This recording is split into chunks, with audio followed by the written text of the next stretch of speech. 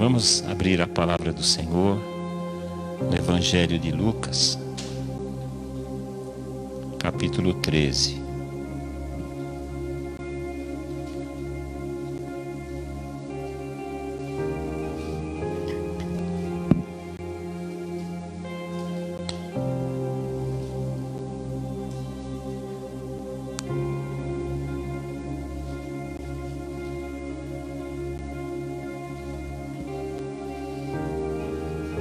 Semana passada o tema foi Vamos fazer discípulos.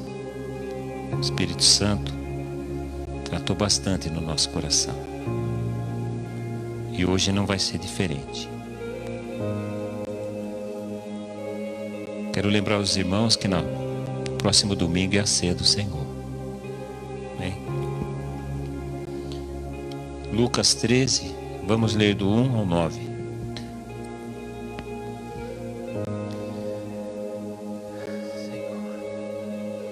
Naquela mesma ocasião, chegando alguns, falavam a Jesus a respeito dos galileus, cujo sangue Pilatos misturara com os sacrifícios que os mesmos realizavam.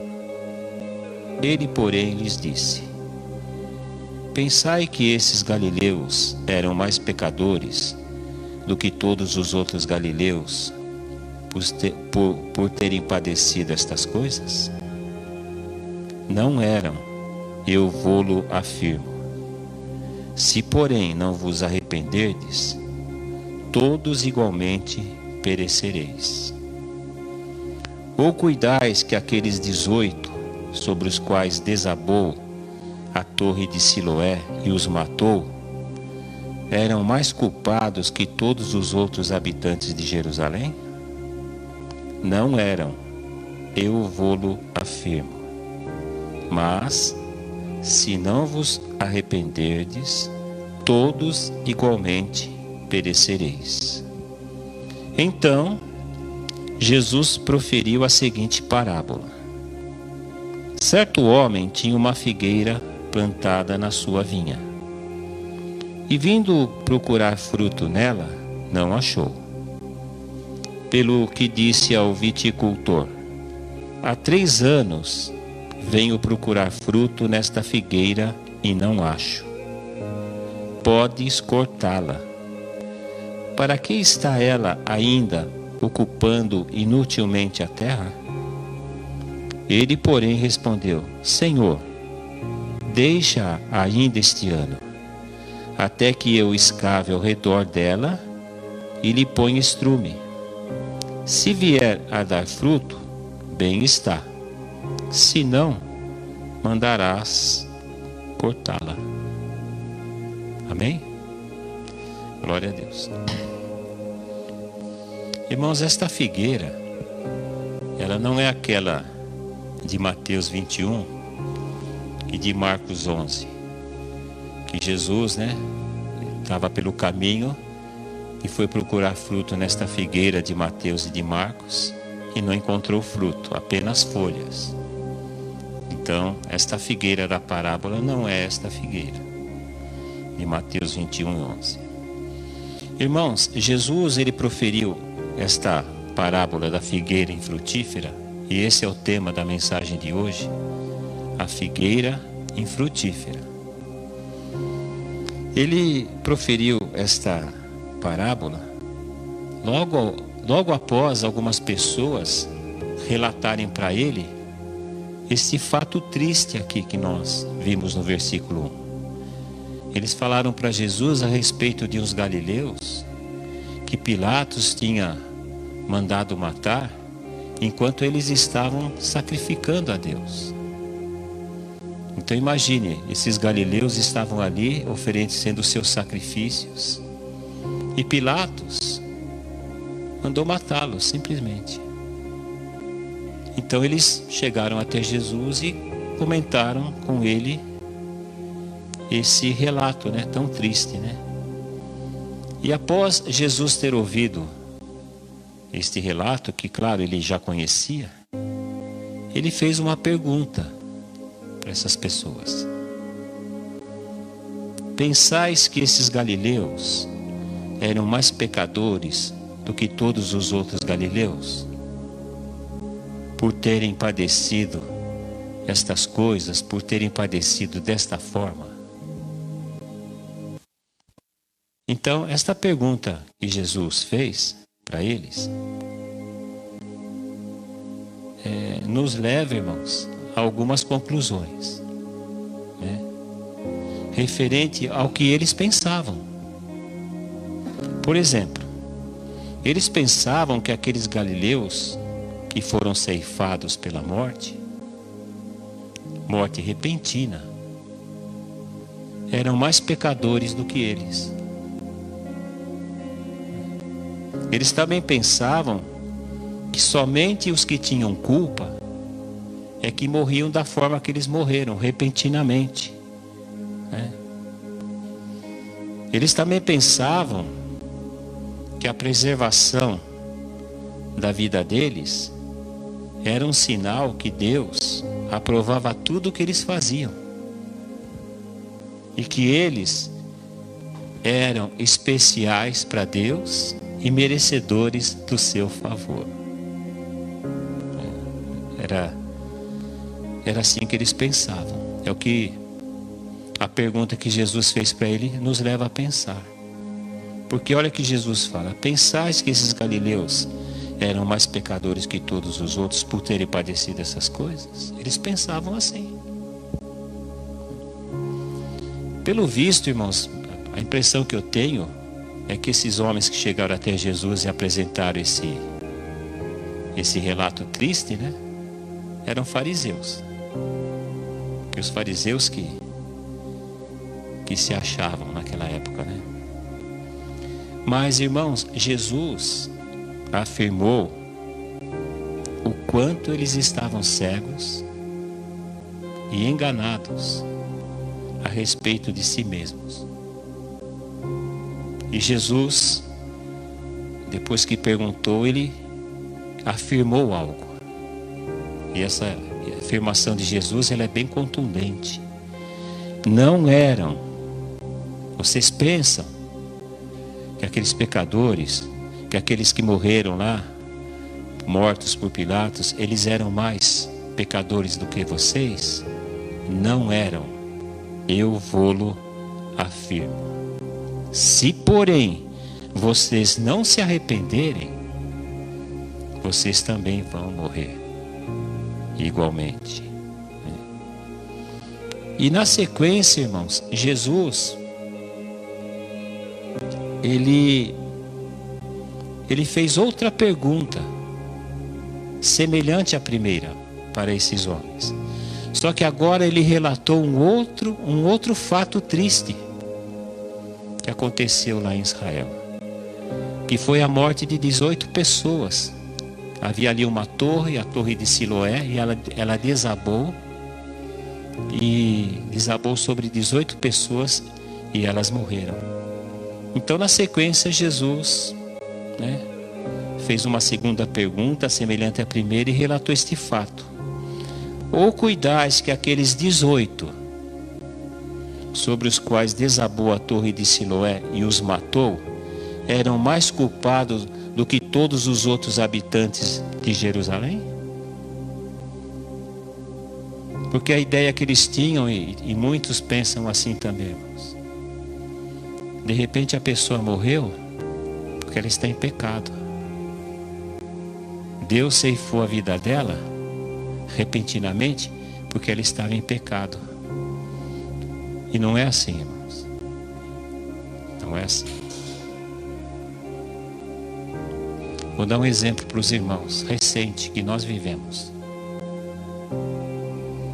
Toda a igreja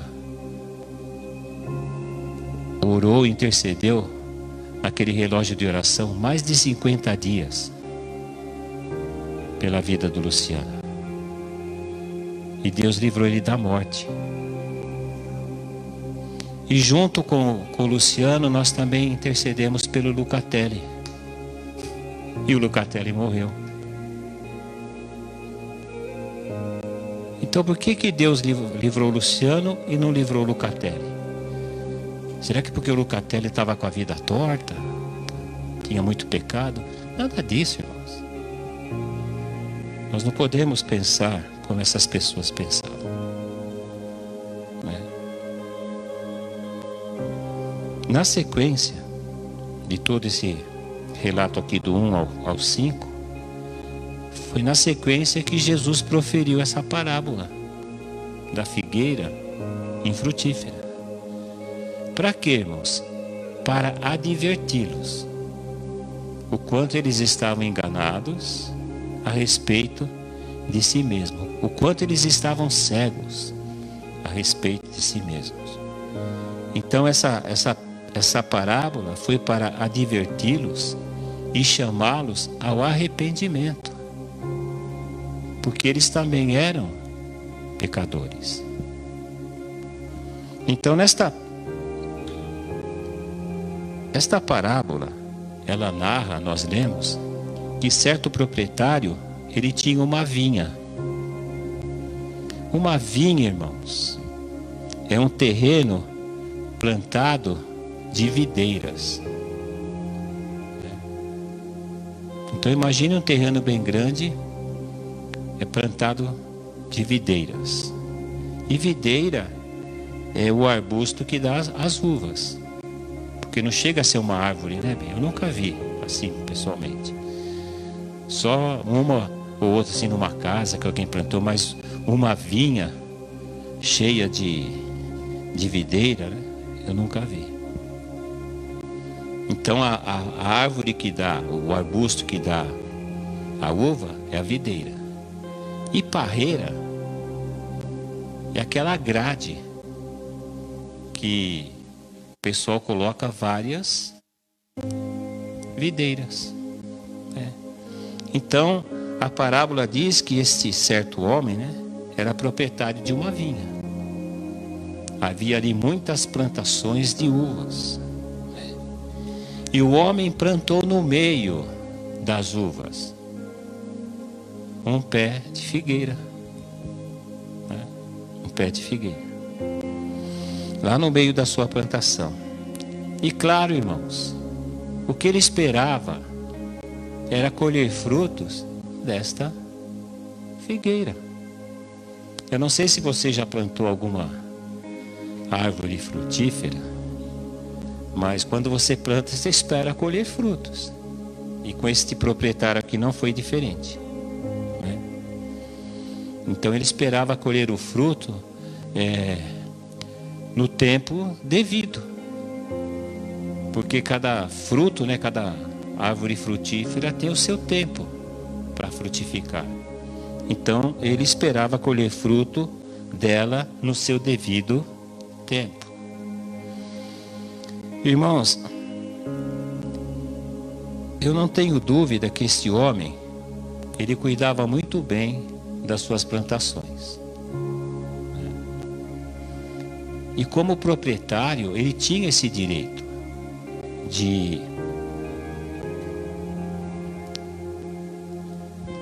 ele tinha o direito de todos os frutos da sua plantação, porque era dele. Ele tinha o direito de plantar e de colher os frutos. E ele também tinha todo o direito, irmãos, de cortar, tirar aquelas plantações que não frutificavam. Ele tinha todo esse direito. E foi o que ele fez. Foi o que ele mandou o viticultor fazer em relação à figueira. Porque nós lemos aqui na parábola que ele procurou frutos nesta figueira 3 anos consecutivos e não achou fruto. Não achou nenhum fruto. E ele disse para o viticultor: podes cortá-la. Para que está ela ainda ocupando inutilmente a terra?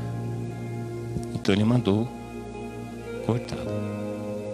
Uma coisa que precisamos entender, irmãos, é o seguinte: esta figueira simboliza Israel, a nação de Israel. Essa figueira, irmãos, simboliza Israel, que foi plantada na vinha de Deus, que é o mundo. Então esta figueira simboliza o povo escolhido de Deus, a nação separada por Ele, de todas as outras nações, cuidada e tratada por Ele de forma especial.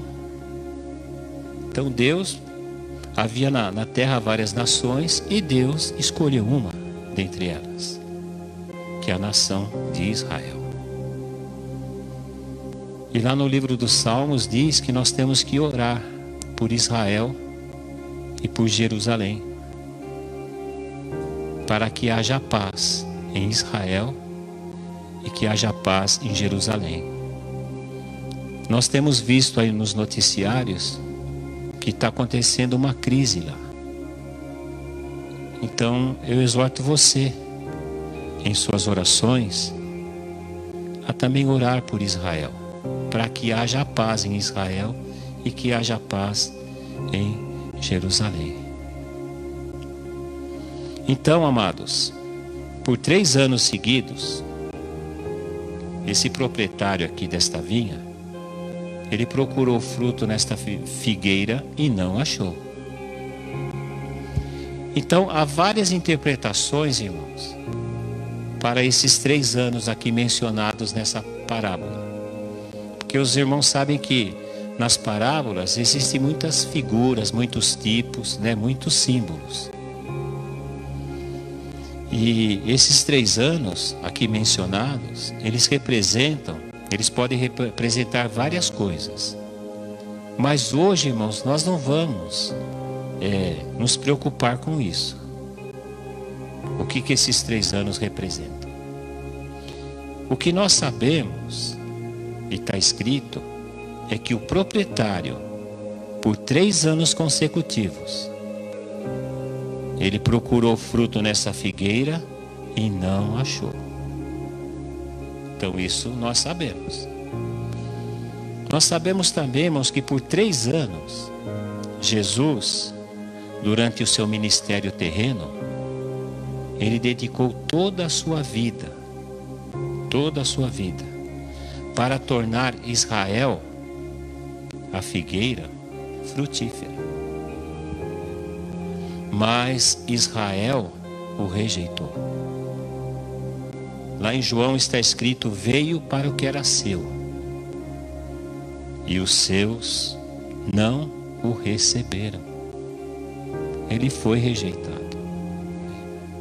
Mas todos quantos os receberam, deu-lhes o poder de serem feitos filhos de Deus, a saber, os que creem no seu nome. Aleluia. Então, amados, o proprietário da figueira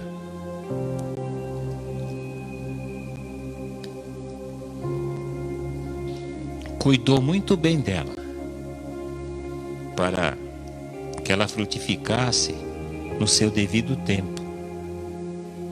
Mas ela não frutificou, causando a ele grande decepção, que o levou a dar aquela ordem que ele deu para o seu empregado lá, o viticultor: pode cortá-la. Para que está ainda ocupando espaço, na terra? Mas sabe o que aconteceu, irmãos? O viticultor intercedeu pela figueira. Ele implorou ao seu proprietário. Ele, porém, respondeu: Senhor, deixa ainda este ano, até que eu escave ao redor dela, ele ponha estrume. Se vier a dar fruto, bem está. Se não, mandarás cortá-la. Então o viticultor, irmãos, o empregado lá do proprietário, ele intercedeu por esta figueira. Irmãos, eu penso que esta figueira, devido a todo o cuidado e tratamento que recebeu do seu proprietário, ela era muito bonita, vistosa, né? Porque além de todo esse cuidado que ela recebeu do seu dono, do seu proprietário, ela também se satisfez da natureza, do sol, da chuva, né? De tudo aquilo que a terra poderia lhe dar. Ela também se usufruiu de tudo isso, irmãos. Uma árvore bonita, frondosa, bem cuidada, né? Sadia, né? Fisicamente. Porém, ela não dava fruto, irmãos. Era infrutífera, né? Ela não cumpria o seu objetivo. Tudo que o proprietário fez foi para que ela cumprisse o seu objetivo, que era dar frutos para o seu proprietário no seu devido tempo. Irmãos, é triste admitir isso, né? Que também há crentes que têm boa aparência, assim demonstram ser espirituais, mas são infrutíferos, pois não dão frutos para o seu Senhor. Então, embora esta palavra, essa parábola, como eu disse, tenha sido dirigida à nação de Israel, há nela, irmãos, uma série de advertências para nós, a igreja. Advertências individuais e coletivas, para mim e para nós, para você e para nós. Portanto, irmãos, essa mensagem aqui desses versículos não é apenas para o nosso ministério, para o ministério de Cristo. Esta mensagem, irmãos, é para a igreja do Senhor, espalhada por toda a face da terra, né? Então esta mensagem não é exclusivamente para nós. Essa mensagem é para a igreja, né? Para a igreja do Senhor aqui na terra. Por isso que todo crente infrutífero e todo ministério infrutífero deve atentar para o ensino e para as advertências desta parábola. O nosso Senhor, irmãos, que nos plantou no mundo, Ele plantou a mim e a você, cada um de nós. Em princípio, nós éramos arvorezinhas, pequenininha. Éramos como crianças espirituais. Mas o nosso Senhor, irmãos, o nosso proprietário. Os irmãos se lembram da mensagem domingo retrasado? Nós somos propriedade de quem? O Senhor. Então, o Senhor, o nosso proprietário, o nosso dono, Ele tem cuidado e tratado de nós com muito amor e carinho. Para quê? Para nós crescermos e produzirmos frutos para Ele. Então, irmãos, desde o dia em que o Senhor nos salvou, você se lembra o dia que você foi salvo? Eu me lembro. Eu me lembro que um dia, irmãos, eu estava indo para o inferno. Eu estava condenado à morte eterna, ao inferno. E um dia o Senhor foi lá e me salvou. E salvou você também. Então, desde este dia que o Senhor nos salvou, irmãos, Ele tem nos ensinado o padrão de vida do reino dele. Não é verdade? O Senhor, Ele tem nos doutrinado, Ele tem nos repreendido, nos corrigido, nos educado na justiça dele, não na nossa. Desde o dia, irmãos, que a gente foi salvo por Ele. Ele começou a cuidar de nós, a trabalhar nas nossas vidas, a tratar com cada um de nós, individualmente e coletivamente, como corpo, como igreja,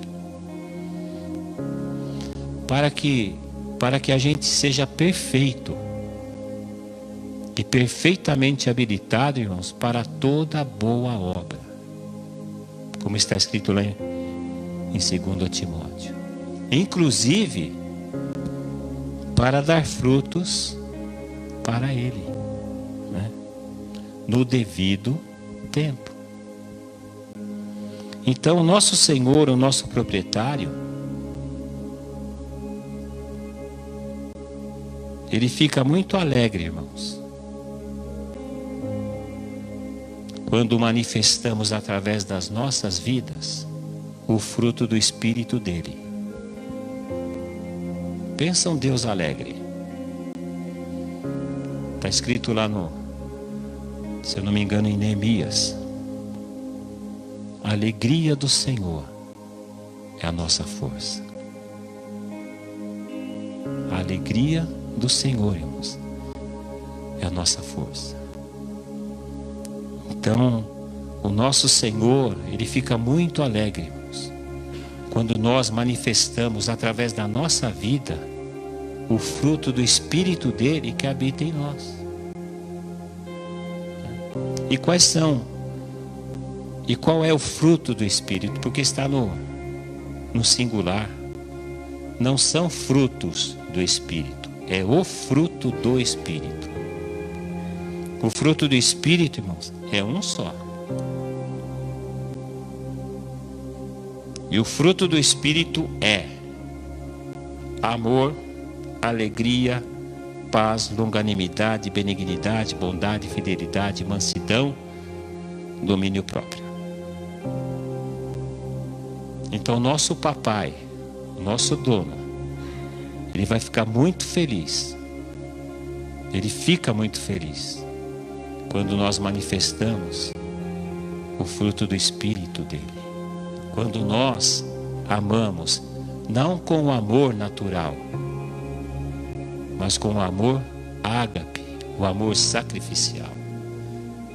O nosso Deus fica alegre quando a gente ama com o amor dele. Quando a gente se alegra na presença dele. Quando a gente tem paz nele, o Senhor se alegra. Ele também fica muito alegre, irmãos, quando a gente alcança os pecadores que ainda estão condenados e fazemos deles discípulos. Porque um dia eu e você, nós éramos pecadores condenados. E hoje nós somos pecadores salvos pela graça de Deus. Por isso que lá em Romanos 8 está escrito: nenhuma condenação há para quem está em ti, Jesus. Lembra-se do cântico? Está lá em Mateus 8.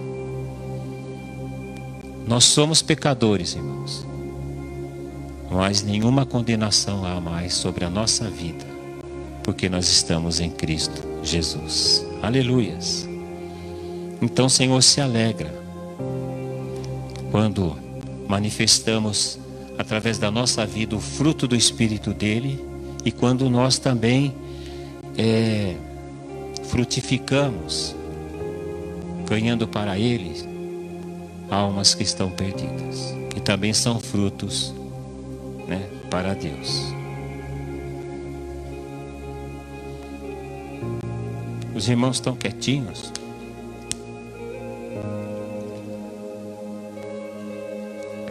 Glória a Deus. Lá na época de Israel, na época de Jesus, quando o rabino falava, quando o profeta falava, ninguém abria a boca. Reverência, respeito, porque iam ouvir a voz do Senhor através da vida daquela pessoa. E também porque não tinha microfone, né? Então tinha que ficar quieto mesmo para ouvir, né? Imagine Jesus no Sermão do Monte. Diz que tinha muita gente. Então por que Jesus subiu no monte? Eu entendo que para a voz dele chegar mais longe, porque tinha muita gente ali, para aquele que estava lá na última fila também ouvisse a palavra do Senhor. Então glória a Deus, irmãos. O silêncio é um sinal de reverência e de que está mesmo prestando atenção no que Deus está falando. Glória a Deus. Aleluias. Amados irmãos, se de fato o Senhor tem cuidado de nós e tratado com a gente, nos ensinado, nos doutrinado, nos repreendido, nos corrigido, nos educado na sua justiça, se Ele realmente tem feito tudo isso na nossa vida, irmãos, então o que ainda nos falta para que o fruto do Espírito dele se manifeste através das nossas vidas e que a gente faça discípulos para ele? Porque por várias vezes já foi dito aqui nesse púlpito, graças a Deus não nos tem faltado palavra. Não é verdade? E é verdade, irmãos. Graças a Deus o Senhor fala com a gente. Graças a Deus Ele tem feito tudo isso pela gente. Mas o que será que ainda falta, irmãos? Para que a gente manifeste o fruto do Espírito através da nossa vida e que a gente faça discípulos para o nosso Senhor. Domingo passado teve bastante pergunta, né? E a pergunta ela é bem oportuna, né? Porque você tem que dar uma resposta. E não é para mim, não é para o irmão, é para o Senhor. Para o Senhor. E quando eu fico preparando a mensagem, irmãos, eu sinto até arrepio, né? Que eu tenho que responder também. Quem responde primeiro sou eu. De todos que sobem aqui, Deus fala primeiro com quem prega. Irmão, será que também a gente está cego e enganado a respeito de nós mesmos? Como aquelas pessoas que abordaram Jesus aqui no início do capítulo 13.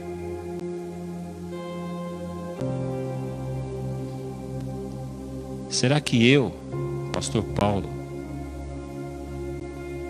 será que você, irmão, você, irmã, será que a gente pensa que todos pecam mais que a gente? Será que você pensa que somente os outros são mais culpados do que você? Já percebeu quando existe uma crise entre pessoas, entre irmãos? Sempre quem é culpado é o outro.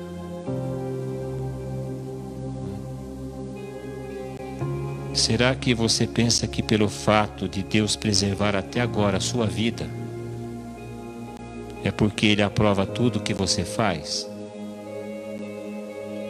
E que você é diferente dos outros e especial para Ele?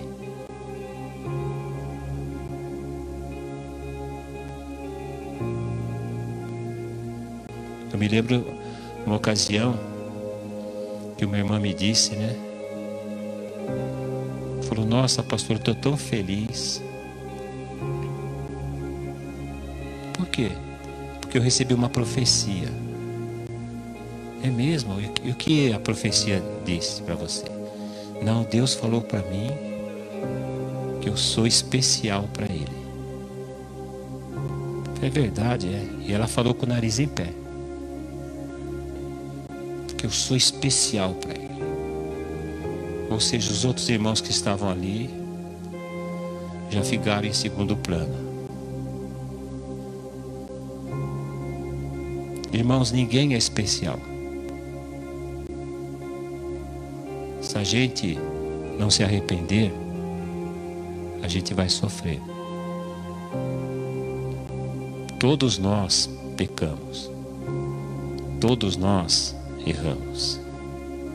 Será que você pensa que, embora não esteja manifestando na sua vida o fruto do Espírito e nem fazendo discípulos para o Senhor, ainda assim Deus aprova o seu estilo de vida e as coisas que você faz? Porque às vezes a gente pensa assim, bom, tudo bem, não estou conseguindo manifestar o fruto do Espírito, não estou fazendo discípulo, mas Deus conhece meu coração, então eu estou bem com Deus.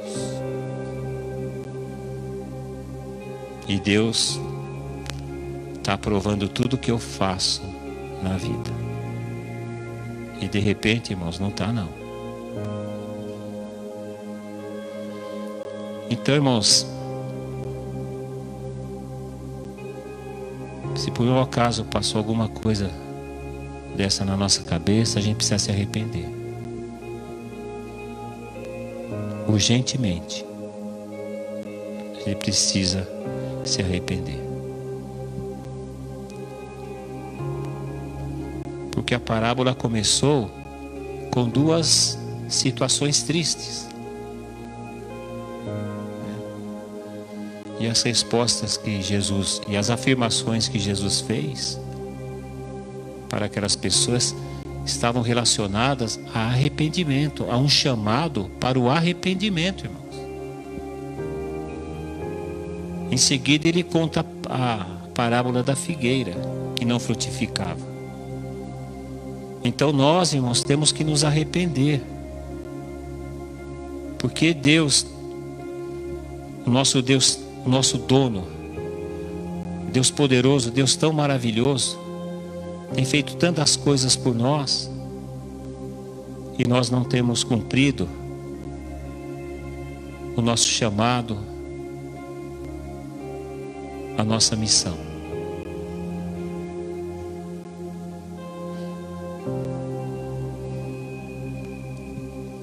Porque hoje, irmãos, existe um evangelho que está sendo pregado por aí que só visa as coisas terrenas, as coisas da terra. Ninguém está se preocupando com a volta do Senhor. Ninguém está se preocupando de que maneira estará quando o Senhor voltar. Eu não sei e ninguém sabe o dia que Jesus vai voltar.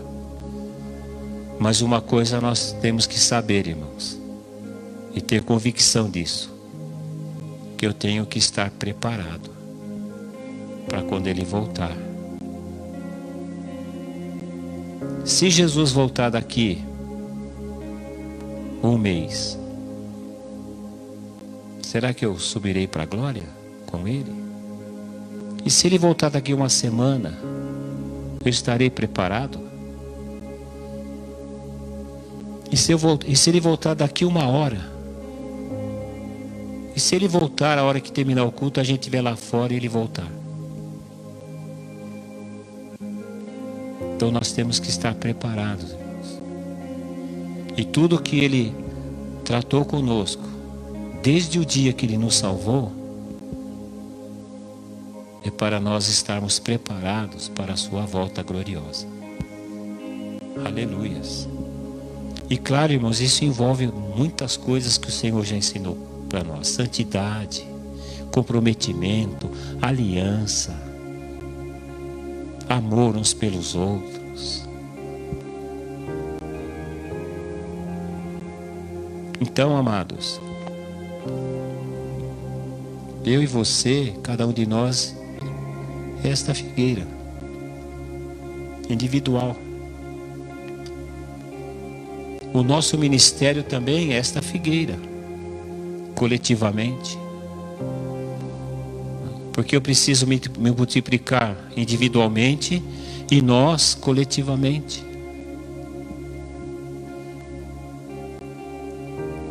Então, o nosso Senhor, Ele nos dará mais um prazo, irmãos, para darmos fruto para Ele. E penso que este prazo não será longo, não. A gente não sabe ainda que prazo é esse, mas a gente sabe que é urgente. Porque, irmãos, o mundo está perecendo. O mundo está sofrendo. O mundo precisa de Jesus. O mundo precisa da salvação. O pecador condenado, ele precisa ser salvo. Salvo por mim, por você, por nós, a igreja. Então, nosso Deus, Ele vai dar mais um prazo para a gente, irmãos. Para a gente dar fruto para Ele. Não somente ganhar almas e fazer delas discípulos, mas também manifestar na nossa vida o fruto do Espírito. Do Espírito. Porque, irmãos, o Espírito Santo, ele já está em cada um de nós. Glória a Deus. E esse fruto, irmãos, amor, longanimidade, domínio próprio, paz, esse fruto, irmãos, não é nosso. É fruto dele. É dele. Só que se manifesta através da nossa vida. Para conosco, não, para com o próximo. O fruto, irmãos, não é para nós, é para o próximo. E eu sempre dou aqui este exemplo, irmãos, que uma vez o Senhor me deu. Eu nunca vi uma árvore comer do seu próprio fruto. Imagine um pé de manga, aí o galho vai lá, pega uma manga e ela, sei lá, faz uma abertura aqui no seu tronco, enfia uma manga e ela come a manga. Não existe isso, irmãos. O fruto de toda árvore frutífera é para alguém ir ali e pegá-lo e satisfazer a sua vida, satisfazer a sua fome. E tem que ser assim com a gente, irmãos. O Espírito Santo está aqui. O fruto dele está aqui. E as pessoas estão precisando de amor, de paz, de alegria, de longanimidade, de esperança. E tudo isso, irmãos, está dentro de nós.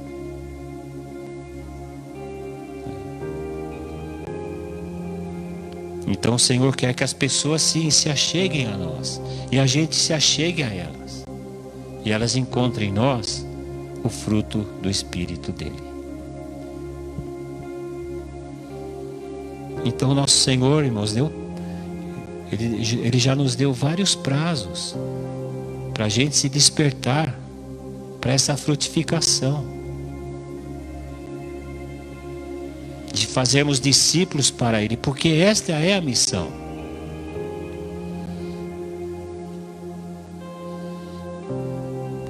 estava pensando assim, irmãos. E Senhor, se eu estiver pensando errado, me perdoe. Igreja não é empresa. Igreja é um organismo vivo. É o corpo de Cristo na terra. Ele é o cabeça. Sabe? A igreja sim precisa ter organização. Mas ela é uma organização viva. Aleluias. Aí eu pensei assim, se a igreja fosse uma empresa, irmãos, muitos de nós já tinham sido mandados embora. Por quê? Porque a gente não cumpriu o que a gente tinha que cumprir quando nós fomos contratados.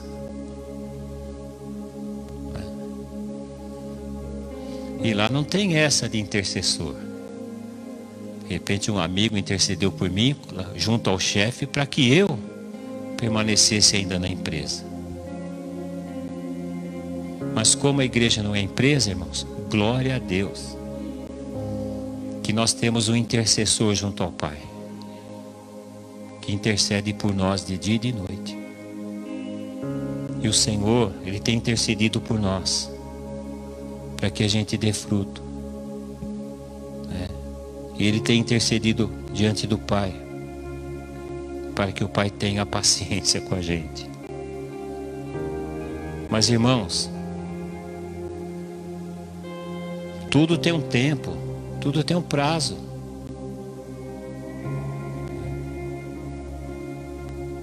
Então esse tempo, irmãos, esse prazo aqui, quando que nós falamos que as células iam se multiplicar? Julho, né? Então, pelo visto, não vai acontecer. Mas o Senhor, irmãos, o nosso Jesus intercedeu por nós junto ao Pai. Ele vai nos dar mais um prazo para nós nos despertarmos, para nós frutificarmos. Só que agora, irmãos,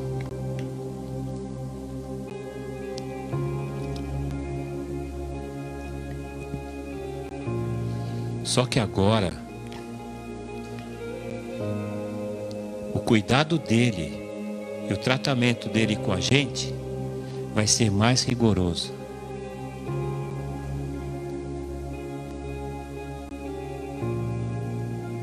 Porque se tudo que ele fez até aqui, irmãos, não fez a gente dar fruto,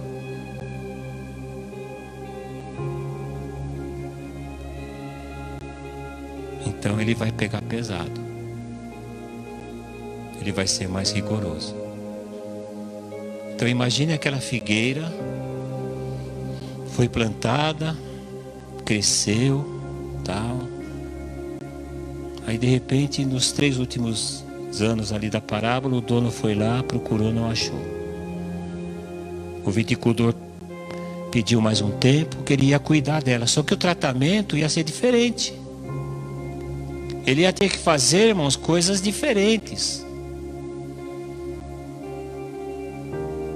Talvez ele teria que podá-la, fazer alguma coisa, cavar como ele falou que iria fazer. Então o tratamento ia ser mais rigoroso, irmãos.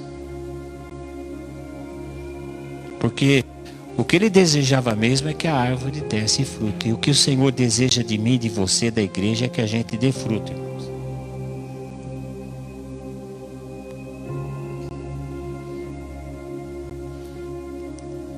Irmãos, por que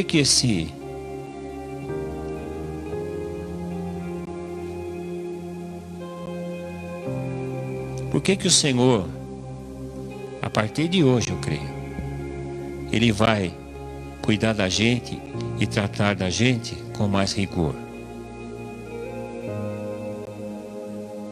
A gente precisa ser forte, irmãos, para ouvir a resposta. Quando o Senhor me deu isso aqui, eu pensei naquela mensagem que Ele trouxe recentemente aqui. Deixa eu ver se eu lembro o tema.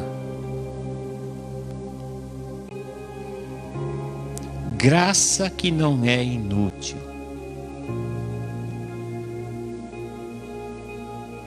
Eu me lembro que quando nós participamos, não me lembro de que célula foi, naquela semana em que nós compartilhamos esta mensagem, graça que não é inútil. Eu me lembro que houve pessoas ali que ficaram assim, meio que perturbadas com aquilo que Deus falou, incomodadas,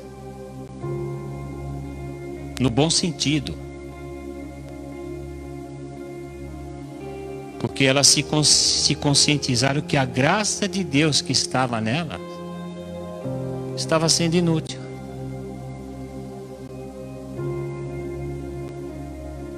Então o Senhor nos ensinou, irmãos, que a graça de Deus que está em nós, ela alcança o pobre e perdido pecador. É a graça que salva. Ora, se a graça que salva, irmãos, e essa graça está em nós, então essa graça precisa alcançar o pecador.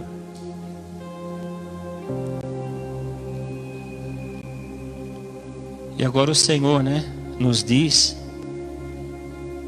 o cuidado e o tratamento dele para com a gente será mais rigoroso.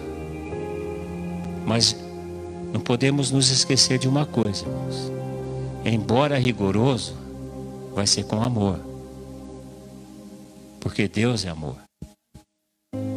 Ele é o nosso Pai. Ele cuida de nós. Então por que vai ser rigoroso?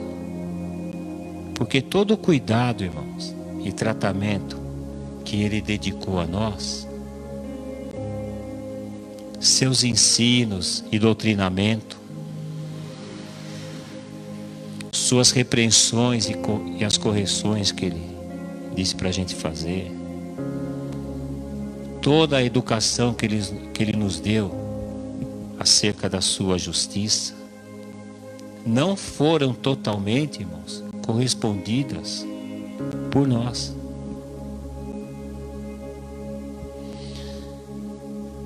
Porque não houve uma ação correspondente da nossa parte. Irmãos, é simples assim. Deus falou,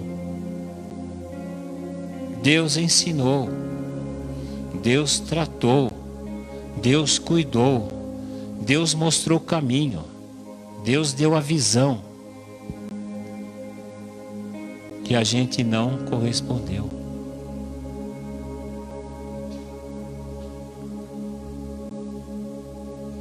Não houve uma correspondência da nossa parte. E a prova disso, irmãos, é que nós não estamos conseguindo fazer discípulos. Não estamos conseguindo. E a maioria de nós tem colocado a culpa na pandemia, no vírus, na Coronavac, não é Coronavac, na Covid-19. Porque a gente é expert, irmãos, em colocar alguém para escolher alguém para colocar a culpa. Irmãos, desde o dia que Jesus instituiu a sua igreja, sempre, os seus discípulos passaram por crises, dificuldades. E nada os impediu de cumprir o chamado e cumprir a missão. Nada parou aqueles homens. E nada, irmãos, pode nos parar. Não pode. Nem se a gente precisar morrer pelo Senhor.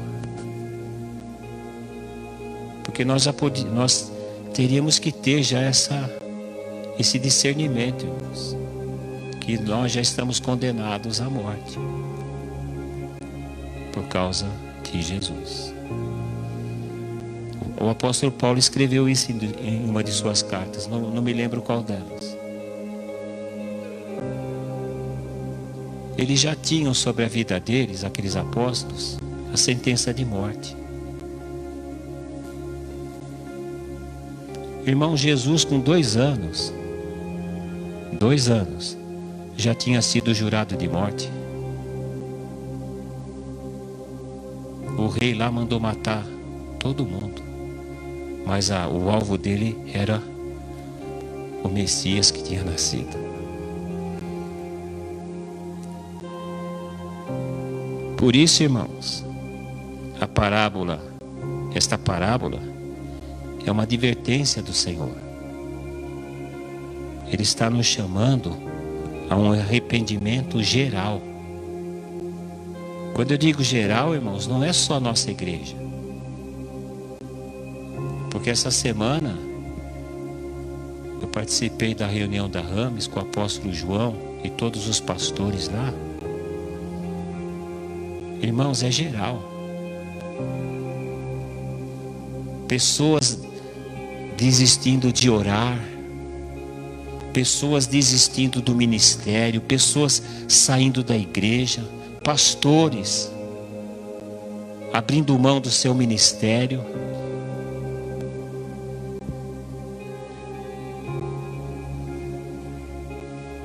Irmãos, quando a situação difícil vem, o nosso alicerce é provado. Quando a situação difícil vem, a crise, aí a gente percebe onde nós estamos alicerçando a nossa vida. Se for na areia, como muitos têm feito, vai afundar, vai desabar. Mas se for na rocha, irmãos, nada vai derrubar. E a rocha nós sabemos, é Jesus. Jesus é a rocha, a nossa rocha. Então o Senhor, hoje, irmãos, Ele está nos chamando a um arrependimento geral. Todos os membros da igreja aqui, os pastores, supervisores, líderes, liderados, todos nós, irmãos. Nós temos que nos arrepender. Se não vos arrependerdes, todos igualmente perecereis. Foi o que Jesus disse para aquelas pessoas. Então, o viticultor, que é Jesus, figura de Jesus, intercedeu pelo proprietário da vinha, da figueira, que é Deus, E Deus vai nos dar um tempo, irmãos, para que a gente se desperte. Então Jesus, Ele intercede por nós junto ao Pai, para que a graça dele em nós alcance e salve os pecadores que ainda estão condenados. Irmãos, a gente tem que amar os pecadores. Olha, tem irmão que não ama muito o irmão. Ou melhor, tem irmão que não ama muito determinados irmãos. E o Senhor diz para nós amarmos o mundo. Como que eu posso amar o mundo, irmãos? Como que eu posso amar o mundo, as pessoas? Como que eu posso amar pecadores que estão condenados ao inferno, se eu não consigo amar o meu irmão?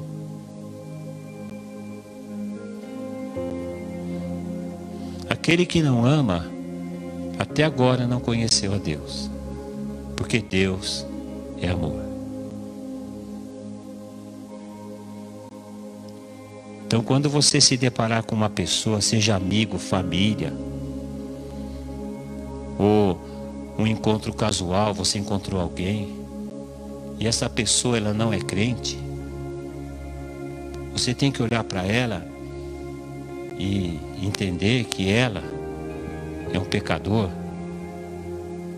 que essa pessoa é uma pecadora condenada ao inferno, e que você tem a solução para a libertação dela, que é Jesus, o nosso Senhor. Então, irmãos, é tempo de graça, não é tempo de condenação. O Senhor não veio para condenar, Ele veio para salvar, irmãos. A gente ouve cada coisa na internet, né, irmãos? Misericórdia. Então, de repente, a pessoa, um exemplo,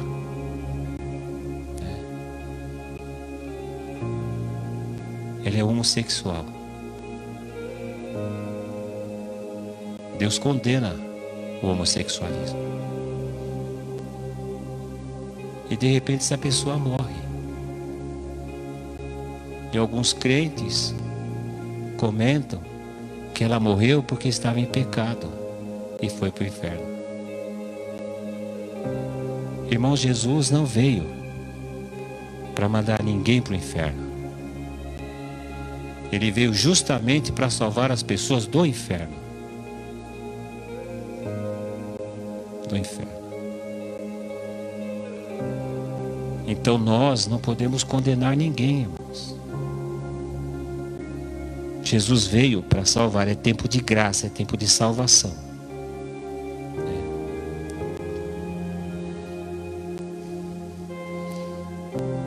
Aquela placa ali que está ali, aquele banner que está ali fora, já faz parte da decoração, né? A gente entra e nem enxerga.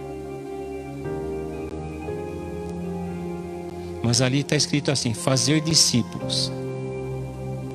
Nossos corações ardem pela missão. Não deve estar ardendo não, irmãos. Tem que arder.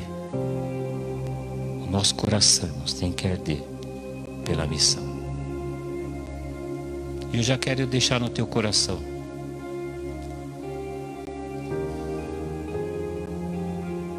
Domingo que vem é a ceia. E o Senhor já me deu uma palavra, que é sobre o Espírito Santo. O que faz arder, irmãos, a nossa vida, o que faz arder o nosso coração por tudo que é de Deus, é o fogo do Espírito Santo. E esse fogo, irmãos, vai arder dentro de nós. Vai arder.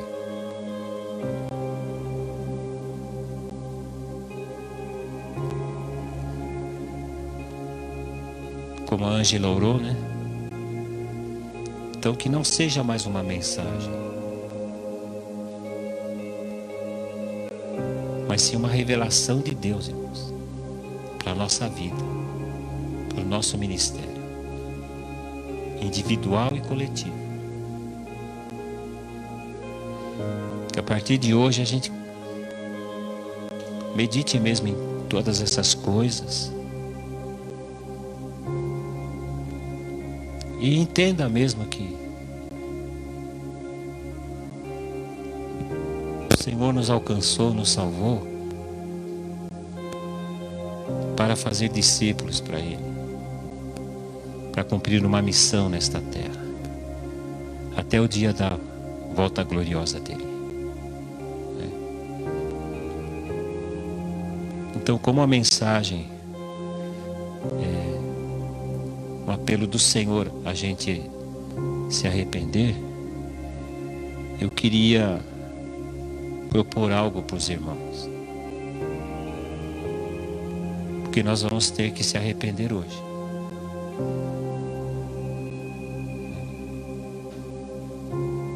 Porque Deus falou. Então não tem essa, eu vou pensar.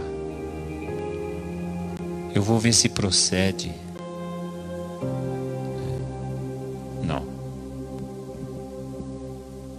É agora que o Senhor quer, irmãos, que a gente se arrependa. Então, eu quero pedir para... E cada um de nós vai fazer isso individualmente.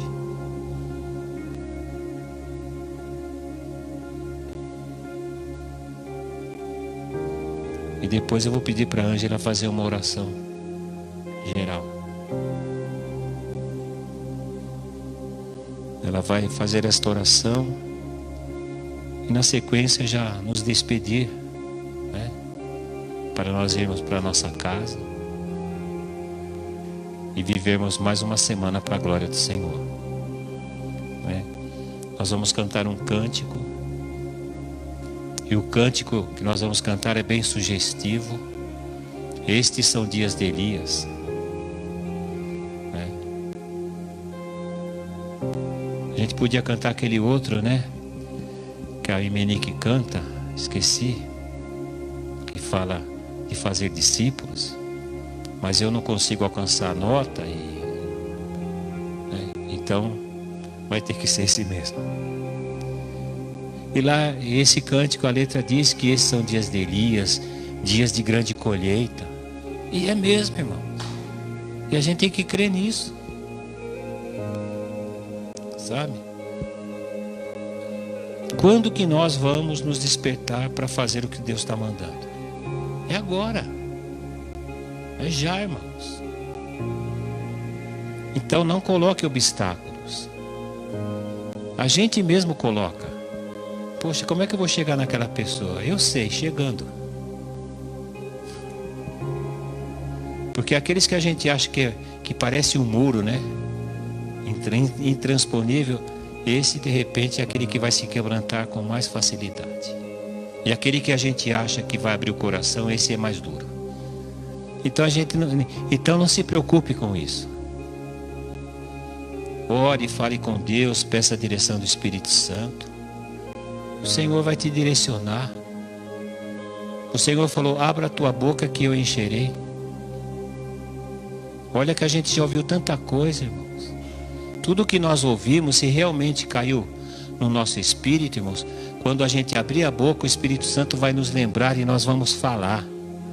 E não vai ser a nossa palavra, é a palavra do Senhor, aquela que liberta, que salva, que toca o coração da pessoa, que é a espada de dois gumes, que vai lá penetrar no coração.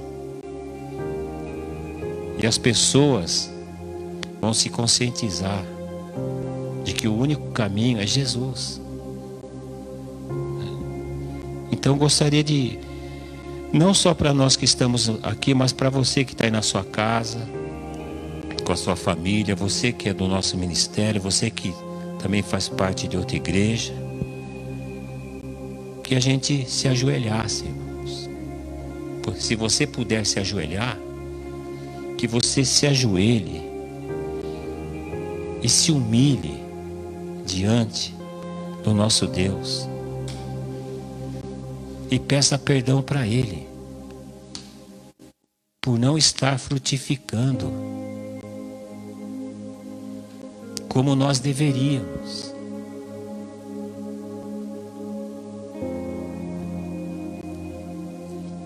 Eu disse aqui, irmãos, que nós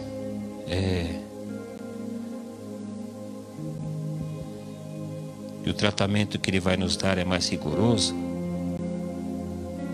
porque nós não correspondemos com Ele totalmente. Mas algumas coisas a gente está fazendo, irmãos. Por exemplo, a gente está congregando todos os domingos, graças a Deus, presencialmente. Nós estamos tendo o curso aqui, ontem teve curso. Temos uma nova turma. Estamos tendo células todas as semanas.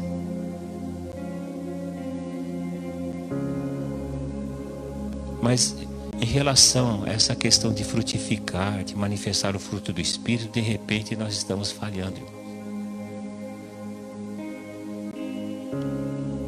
E temos que nos arrepender. Lembram-se do que Jesus falou? Se não vos arrependerdes.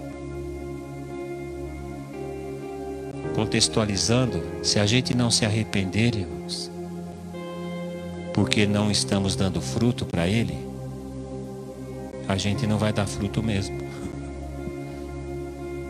Mas se a gente se arrepender do fundo do nosso coração e crer realmente na visão que Ele tem nos dado, nas promessas que Ele tem feito, e se a gente viver aliançado, irmãos, compromissados com o reino de Deus, compromissados uns com os outros, amando uns aos outros como Ele nos amou, nós vamos frutificar, irmãos. Nós vamos ganhar muitas almas para o reino de Deus. As células vão se multiplicar, os núcleos vão se multiplicar, e será assim, né? Porque Deus já fez tudo, irmãos. Deus já fez tudo o que Ele tinha que fazer. Agora cabe a mim, a você, a igreja, fazer a sua parte. Existe a nossa responsabilidade. E o Senhor tem nos ensinado, né, sobre todas essas coisas. Então eu quero convocar você, no amor de Cristo, se você puder, você se ajoelha aí no seu lugar, você aí na sua casa, e vamos pedir perdão para o Senhor por não estarmos dando fruto para Ele.